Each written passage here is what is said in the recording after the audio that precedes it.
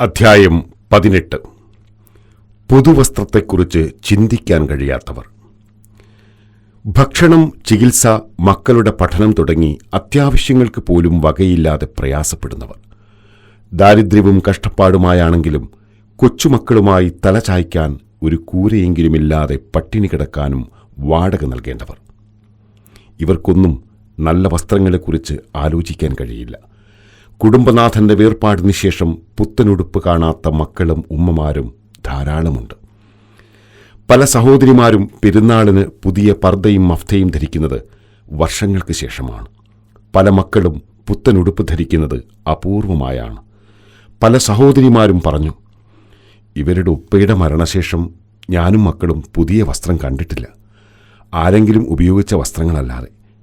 പറഞ്ഞു തീരുമ്പോഴേക്കും അവരുടെ കണ്ണുകൾ നിറഞ്ഞൊഴുകുന്നത് കാണാം. ഇവർക്കൊക്കെ വലിയൊരാശ്വാസമായാണ് ബിസ്മി വസ്ത്രശേഖരം പ്രവർത്തിച്ചു വരുന്നത്. കുഞ്ഞുടുപ്പുകൾ, പർദ്ദ, മഫ്ത, മാക്സി, തട്ടം, പുതപ്പ്, തുണി, നിസ്കാരക്കുപ്പായം എല്ലാം ഇവിടെ അത്യാവശ്യമാണ്. വസ്ത്രങ്ങൾ ആവശ്യപ്പെട്ടു വരുന്നവർക്ക് മാത്രമല്ല, വിവിധ ആവശ്യങ്ങളുമായി ബിസ്മിയിലെത്തുന്ന സഹോദരിമാരുടെ തുന്നിയതിനുമേൽ തുന്നിയ പഴക്കം ചെന്ന പർദ്ദയും ചുരിദാറും മറ്റും കണ്ട് നമ്മുടെ സഹോദരിമാർ സ്വകാര്യമായി സംസാരിച്ച് പുത്തനുടുപ്പ് നൽകുമ്പോൾ സന്തോഷം കൊണ്ട് വിങ്ങിപ്പൊട്ടിയാണ് പല സഹോദരിമാരും മടങ്ങാറുള്ളത്.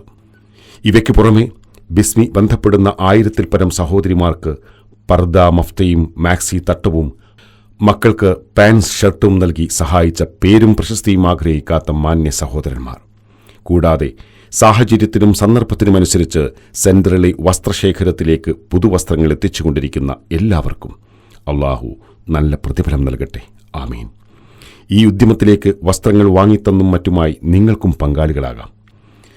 ആർ നന്മയും കൊണ്ടുവന്നോ അവന് അന്ന് അതിനേക്കാൾ ഉത്തമമായതുണ്ടായിരിക്കും. അന്ന് ഭയവിഹ്വലതയിൽ നിന്ന് അവർ സുരക്ഷിതരായിരിക്കുകയും ചെയ്യും. വിശുദ്ധ ഖുർആൻ അധ്യായം 27 സൂക്തം 89.